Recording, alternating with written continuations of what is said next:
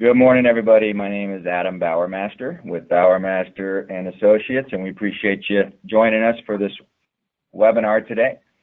I want to start with something we're excited about that we're going to be sort of adding to this training process. We're going to be creating a certificate of completion process for those that attend these webinars live. At this point, live is the only way we can track whether you attended or not and that you attended the whole session. We're doing that because we're confirming and validating with our insurance carriers that these trainings hold a lot of weight when it comes time to negotiate premiums and rates on your behalf. Our carriers are understanding that these trainings make a difference in terms of the culture and management of our clients, and so we're going to start getting some leverage out of these trainings. So again, you're investing your time and trying to improve your own safety and your own culture and your own business, but we're going to be able to leverage these trainings too with our own underwriting for your insurance. So those that, insurance carriers understand that, those that take the time to attend these, it reflects proactive and caring safety culture and management teams. So it shows the fact that you're investing your time to be here means you care, and caring goes a long way when it comes time to negotiate insurance premiums. So we're excited about that. We think it'll bring nice dividends to your business and your bottom line. Furthermore, as your agent, we're going to be including those certificates of completion in the underwriting file when we go to market your workers' compensation and other lines of insurance, employment practices and things like that. Because again, it just shows a higher level of commitment to safety and employee relations within an organization when you're taking time to attend these webinars. So we think that there's a lot of value in that. We hope our clients are excited about that. We hope that'll drive further participation in these webinars. And again, you have to be live with us to get the certificate, because that's, again, the only way we can track it at this point. But so following today's webinar, and we'll also send them out retroactively for those that have attended our webinars for 2018. We'll be sending you certificates of completion for each webinar you attended. And so we're excited about that, and we're glad that our insurance carriers are recognizing the investment we are making in training and making better employers and better workforces across the board. So we appreciate your time to that. Secondly, I would just want to add that we do listen and we do read your feedback, which we greatly appreciate. Your feedback is the only way we can get better, and we're always striving to get better. When we do these webinars, we always want to be sensitive to your time. Seminars, we do seminars, and we know we could take longer in a seminar, but webinars, we want to make sure they're short and sweet, but also impactful. But so we will be adding, we do want to encourage you to ask questions during this webinar and type them into the chat box, and we'll address those questions at the end. So those that have questions or want to sit around to hear answers to other people's questions, you can. And those that have to run off to get something done or have other priorities, then you can leave the webinar and go about your day. But we do want to make sure we address questions, and if you want to type those in as Sharon is talking today and as the webinar goes on, please do that, and we will address those questions at the end. So we want to make sure we are answering your questions while being sensitive to your time. And so those are just a couple of things I wanted to note at this particular point in time. And with that said, welcome to our second of 3 series on the return to work process. Next month is our last webinar on return to work, and this one is revolving around the interactive process and overlapping leave laws, which Sharon will be going into detail here shortly. So again, we appreciate you investing your time with us. There is a return on investment in attending these webinars, and I think that certificate of completion will just add to that return in terms of your time invested with us. So with that said, Sharon, I'm going to hand it over to you, the expert on the subject matter, as always, and I appreciate your time. Thank you. Okay, thank you, Adam. It is difficult to keep this to 30 minutes. I take my 35 years of knowledge and try to condense it into 30 minutes. And of course, I always have too much to say, but I will try to stay on point and keep it to that time frame, because I know that you all have more than enough to do in our busy work days. As Adam said, this is part 2 of our return to work discussion. Last month we talked about how to create a written return to work program and the elements to manage your program. Today we're going to delve into how an employer manages the day-to-day process to accommodate work restrictions as your employee recovers from a work-related injury. We're going to review the overlapping leave laws of FEHA and ADA that an employer must consider in addition to workers' compensation. And we'll discuss the specific requirements of both ADA, American with Disabilities Act, and FEHA, Fair Employment Housing Act, to engage the employee in an interactive process when considering possible job accommodation. But before we get into that, let's just take a brief minute to go over how do you manage a workers' comp claim. Well, first, you must report the injury to the carrier or the third-party administrator no later than 5 days from the injury. That's the legal requirement. But the sooner the better. Statistically, claims cost less when they are reported promptly. And then you make sure that your employee gets prompt, appropriate medical treatment. This is not always an easy step, and it may take your intervention to ensure that diagnostic tests are approved promptly, that specialist referrals are made when necessary, that appointments are made quickly and kept.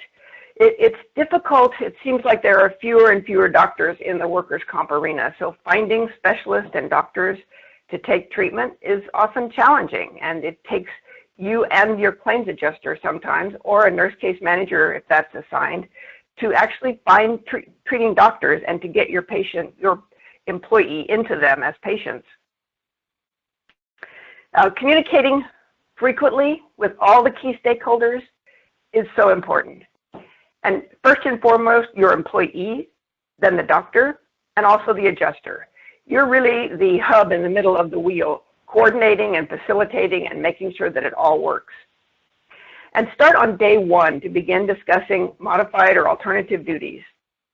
In the last webinar on that written program, we talked about how you roll it out with fanfare so that all your employees know about your return to work program, they know what to expect, and they know what their obligations are to stay involved with you during their healing process.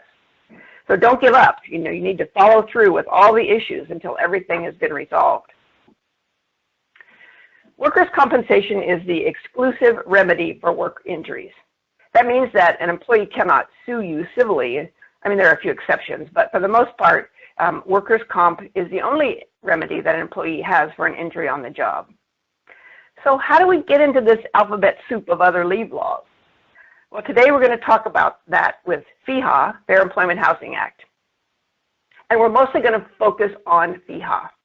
And that's because these are the California laws that apply to employers with 5 or more employees. How many of you have heard of FEHA? Are you aware of your responsibilities under FEHA? And don't forget about FMLA, Family Medical Leave Act, CFRA, California Family Rights Act, and ADA. I mean, it's all out there, but our focus today is FEHA because that's really, FEHA and ADA have some overlapping qualities, but the FEHA standard is the higher bar to meet. And since we are in California, that's where we're going to focus. If you are complying with FEHA, you are likely complying with ADA. Under FEMLA, I'll just mention that if you have 50 or more employees, when a work injury occurs and an employee is losing time from work, do you send out the FMLA notice to the employee? That 12-week job protection can run concurrently with temporary disability. So the trigger could be when you receive the TD start notice, that's a requirement for your carrier to send out, send that directly to your HR department to begin the FMLA meter ticking. The FEHA statutes are not new laws. They've actually been around since 1958 with some specific changes in 2002 that added that interactive process piece.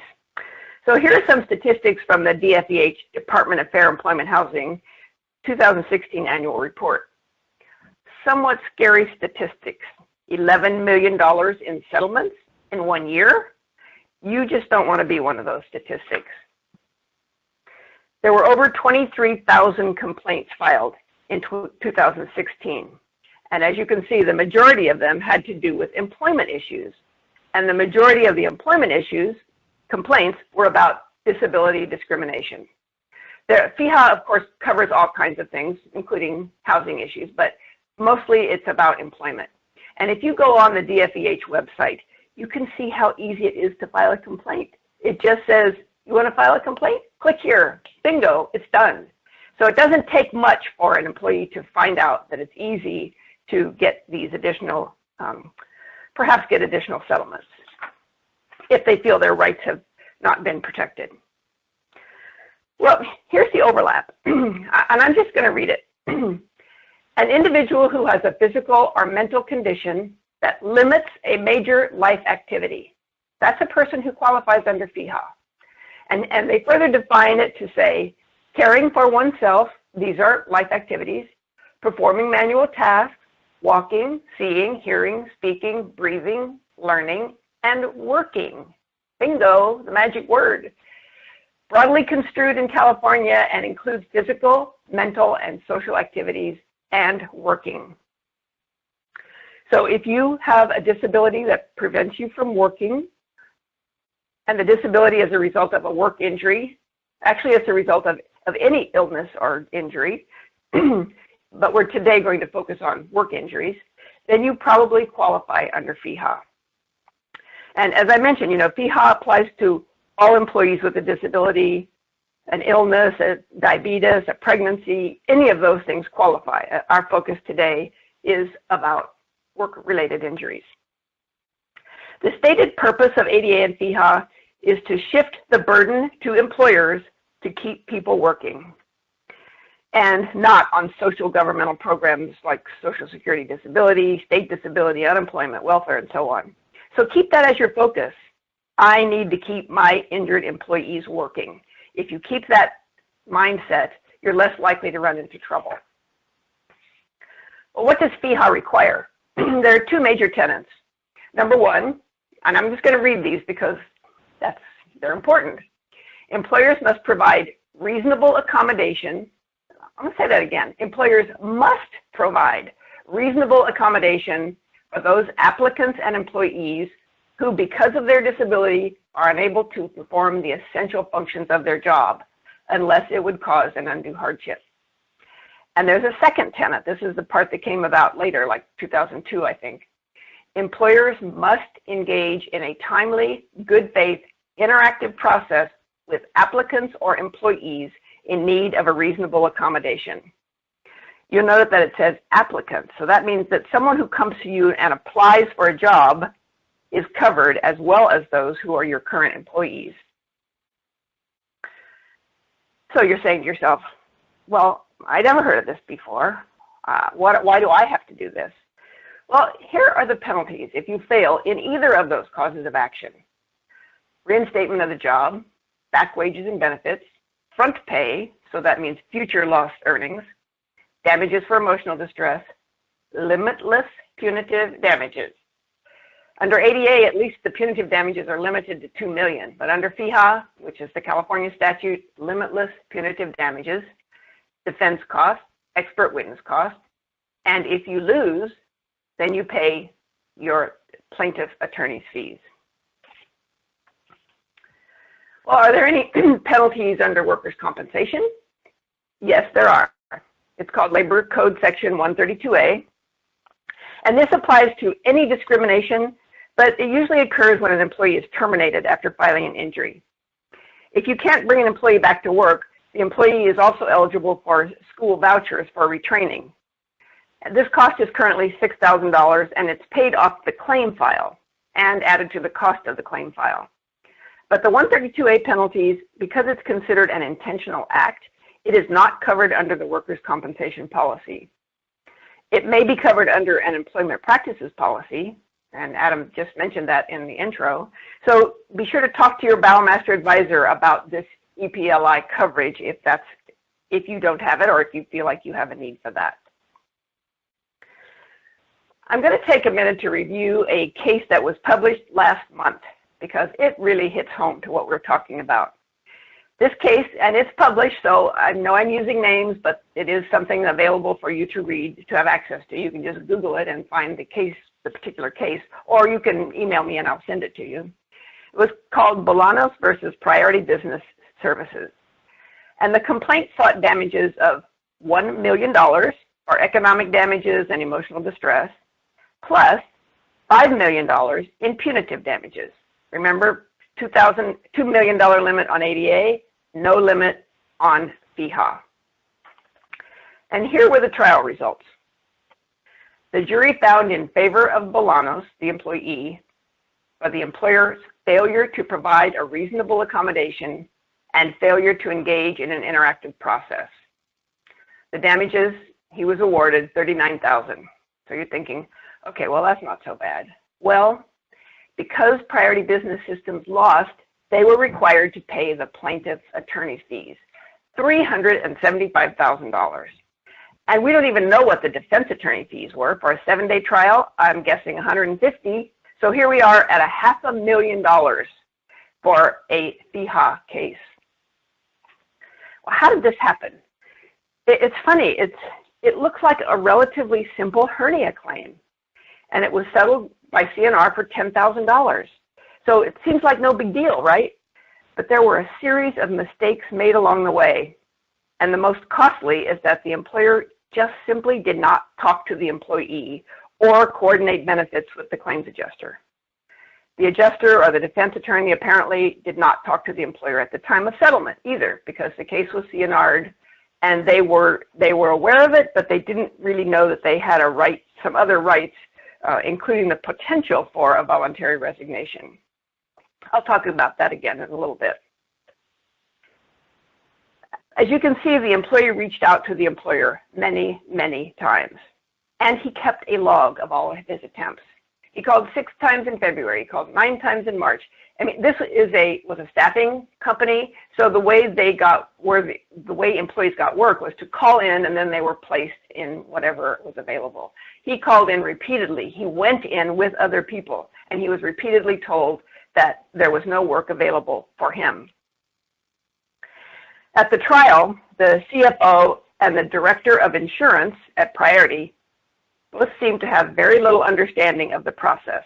I mean, this is a 44-page summary, so I'm really encapsulating what they said, and of course, this is my interpretation of what they said. If you want to read the whole thing, again, be sure and let me know. They didn't understand the process of either workers' compensation factors or the leave laws required under FEHA. In fact, it appears to me that there were no policies or procedures to follow with regards to considering job accommodation for an injured employee. And there was no one specifically assigned to be in charge of the process. Instead, there were several people in authority, and everyone just assumed that somebody else was taking care of it. This was an erroneous assumption that cost Priority nearly $500,000. The point that I want to stress is that the workers' comp adjuster and the workers' comp defense attorney often do not understand an employer has a larger obligation that extends beyond the regulation of workers' compensation. One of the things that came out in the verdict was that there was a first attempt to bring Bolanos back to work. He, in fact, did return to work at a modified position for about 2 weeks. And then there were some disputes that arose. One doctor said he didn't have a hernia. One doctor said it was just a groin strain. One doctor released him to return to work. Another doctor didn't. Then he got an attorney, and we went through the whole med legal process, QMEs and AMEs involved. And so it did get complicated. But the problem is Priority just dropped the ball. When it started getting complicated, they didn't do anything. They didn't hire him back. Again, my interpretation, but it doesn't look like they communicated with the adjuster or the defense attorney through the end. And the conclusion actually said, the verdict said, even though Priority had at first provided modified duty, they had a continuing responsibility to attempt to accommodate, and they didn't do that. Well, what exactly is the interactive process? Well, let's just take a look at those 2 words, interactive. A discussion between you, the employer, and your employee. Don't make decisions unilaterally. Don't assume that your employee knows what's going on. Invite the employee in at a specific time and place and talk to him. The second word is process. It often takes more than one attempt to identify a reasonable accommodation. In fact, it usually takes many attempts. And as we saw in the Bolanos case, the employer did provide modified duty immediately after the injury, and then they just gave up when there was a difference of opinion of several doctors and the work status changed. While there's no required procedure to follow, we believe these are the best practices and 6 steps to use as your checklist. You may have to repeat this process many times when an injured employee is recovering. And at the bottom, don't forget to document all meetings and discussions. In the previous case, Bolanos, the employee, Mr. Bolanos, he had logs. He had times that he had attempted, and the employer had very little that they could fall back on to say why they had acted in the way that they had. Let's review these 6 steps. First, you need a job description that defines the physical requirements of the job and also identifies which duties are essential to the job. Define what's required, but be flexible about how to accomplish the task. For example, you have a landscape business and the job is to mow the lawn. Well, that's essential. This is what the job exists for. But can you be flexible with how? Could an employee use a riding mower? Does it have to be a push mower? Are there other options and alternatives that a person could use while they're recovering? You decide what's essential to the job. Let's take a pilot, for example. Taking off and landing are really only about 5% of the job. But I think you and I would both agree this is definitely an essential function of the job. So review the job description with the employee. Get agreement with both the employee and the supervisor that this job description defines this job. Maybe you've already created a bank of your job descriptions. So you have a job description for this particular laborer's position, for example. Review that to make sure that this job and these duties fit what the employee is actually doing. You don't want to get 5 years from now and say he had to lift 75 pounds, so we couldn't apply those restrictions, couldn't adhere to those restrictions. But we find out that, oh no, he didn't have to lift 75 pounds. That was done with a forklift. He only had to lift 25 pounds. So you see, it changes the whole picture. So make sure that the job descriptions that you have adequately and accurately describe what the person actually did. Step 2, review the work status from the treating doctor.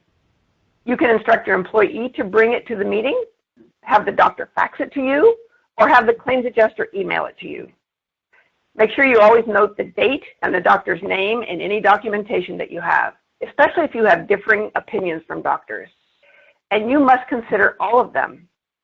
A claims adjuster may tell you that the AME, agreed medical evaluator, trumps the treater. But that's only in workers' comp. That's not true under ADA and FEHA. If there are disputes, you discuss those facts with the employee and you try to solve the problem together. It's unfortunate that sometimes the claims adjuster will give advice to an employer that's based on workers' compensation only. And you as the employer have more far-reaching responsibilities. So when they tell you that the AME trumps the treater, okay, that's true for workers' comp, but may not be true when you are considering how to accommodate a person at work. And I'll just add another thing. Usually you get work statuses from your treater. That's pretty standard. The treater will fax you or the clinic, and you can also require the employee to bring the work status into you. But when it gets into the med legal realm, the AMEs and the QMEs, or even a referral to a specialist, often you don't get those. So you have to go to the adjuster and ask for those, because sometimes the adjuster forgets that that's important to you, the employer, when considering accommodation. Again, often the employee doesn't even know. Sometimes the specialist will not discuss that with the employee. They just send their report. And definitely the med legals, the AME and the QME, often do not discuss work abilities with the employee when he's being seen. They're really evaluating for legal purposes, and so often they just neglect telling the employee, oh, you shouldn't do this or you'll have another injury. But they put it in their report, so then that holds you as being liable. So it's not always easy to identify the job-related limitations. You have to be vigilant and make sure that you're getting all of that information from your claims adjuster. The third step is to identify and discuss reasonable accommodations. Same job, different job, temporary, permanent. Now, under workers' comp, there are some guidelines. If you provide permanent alternative work, the wages have to be 85% of the prior at time of injury wages.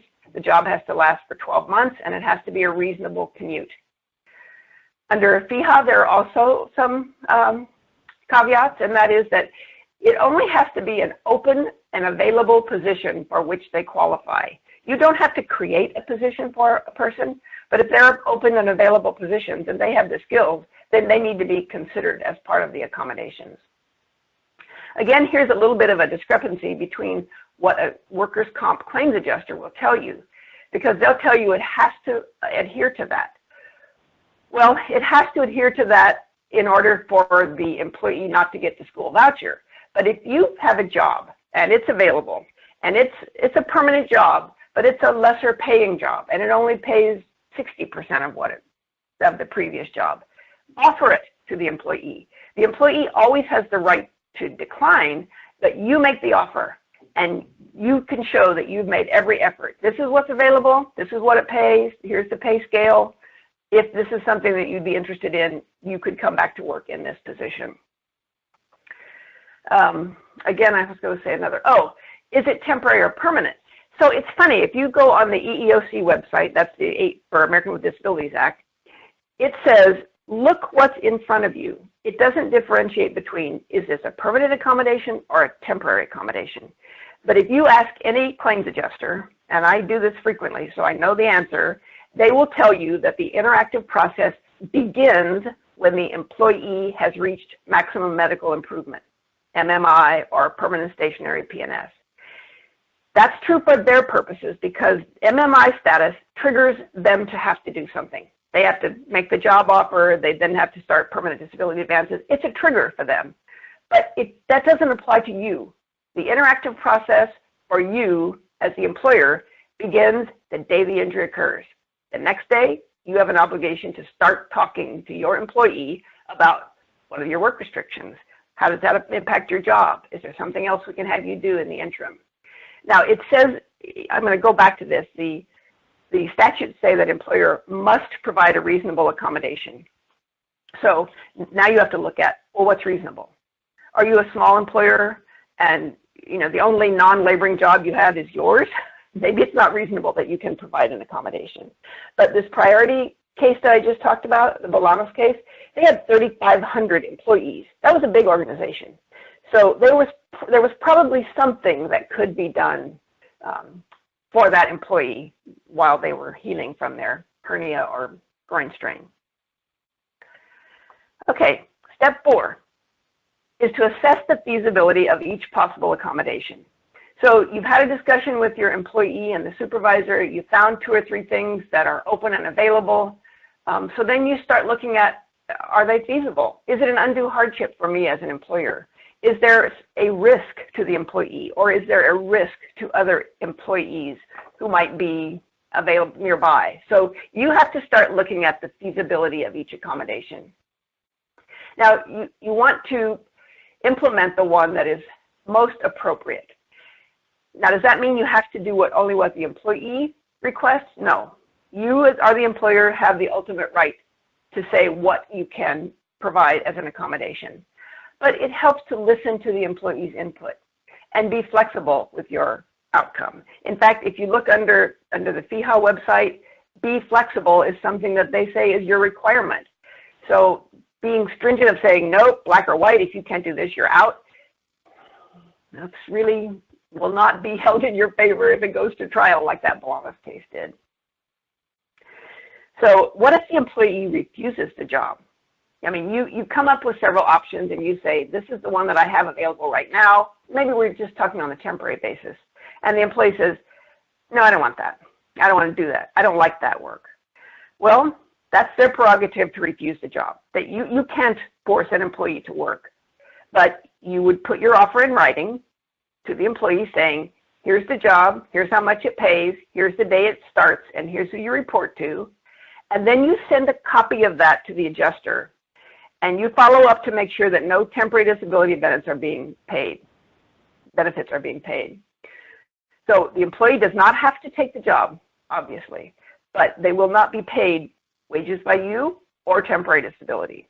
So that's the trade-off. That's the power and the leverage that you have to encourage employees to return to work. And then step 6 is to manage the outcome. And notify the claims adjuster of any change, either off work again or return to work from a time off.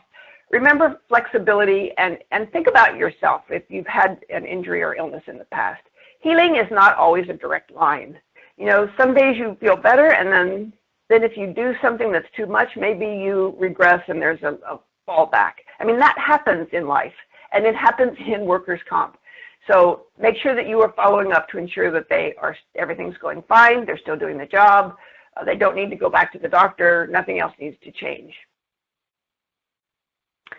Okay, here's another case study.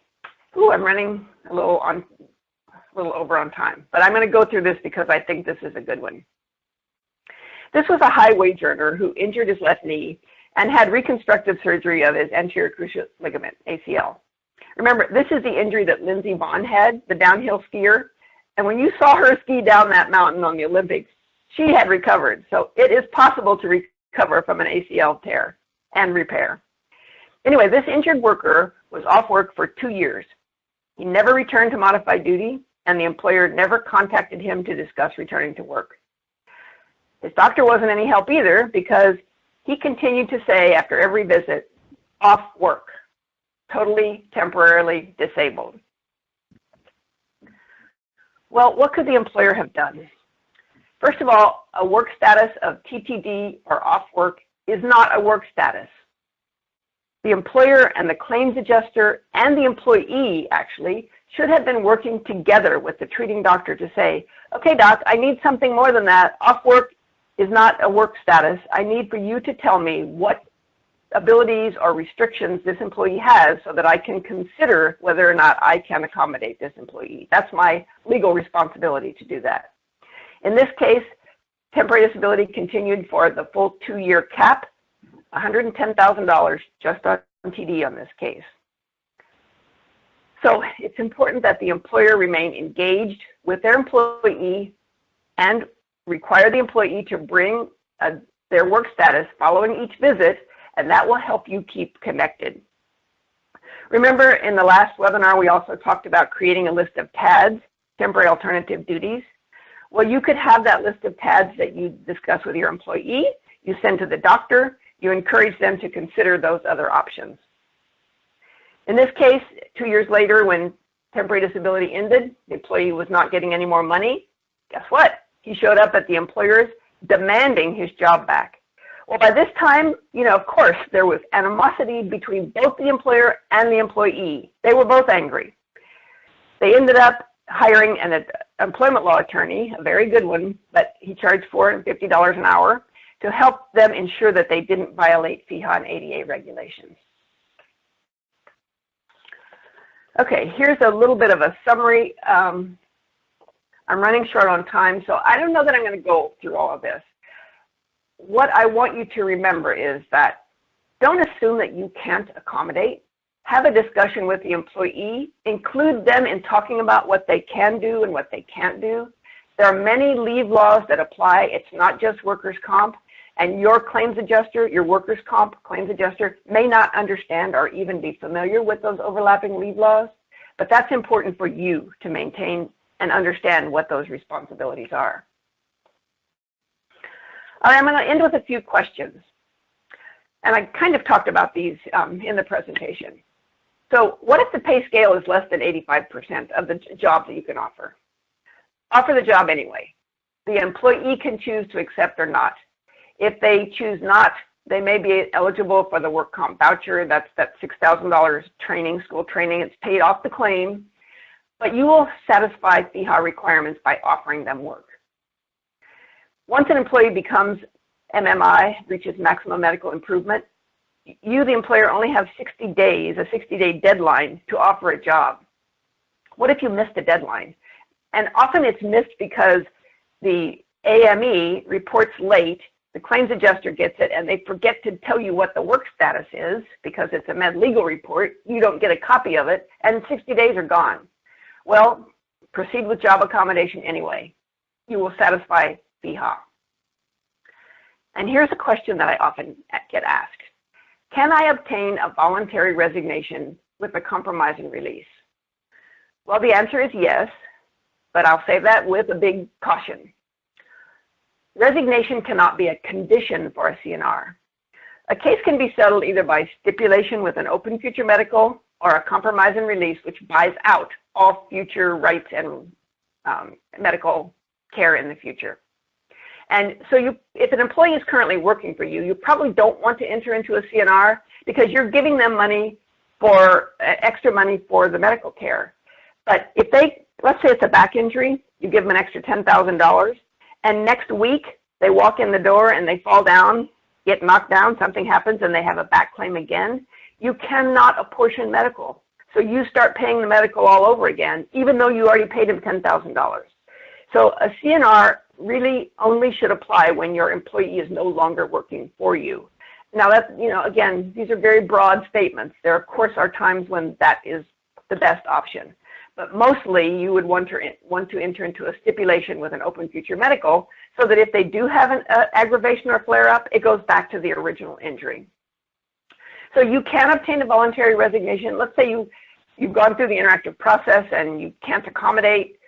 You could ask for a voluntary resignation in order for you to enter into an agreement for a CNR. Otherwise, you don't want to enter into a CNR. So you can't be forced to do neither party can be forced to enter into a CNR if they don't have an interest in that. But this is something that you need to discuss with an employment law attorney and with your work comp defense attorney. You can't assume, as Bolanos did and the priority did, they assumed that because there was a CNR, he signed a voluntary resignation. No, he didn't.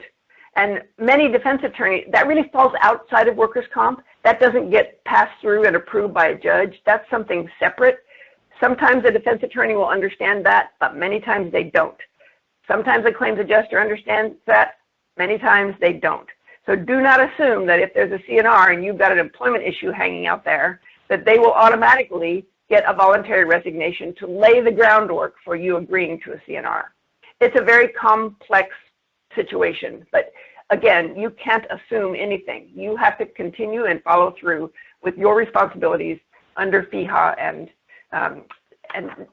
deciding if you can or cannot accommodate that individual.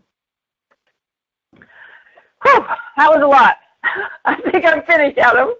As you're winding up here, let me look at the questions and see if I have any questions, Sharon. I'm looking. This is always a little tricky here. I don't see any in this taskbar. I don't see any. So okay. As we always say, you can. Sometimes you have to let this stuff percolate down, and then the questions come up, and that's fine. You can send them in at a later date. Okay, Adam, I'll pass it back to you.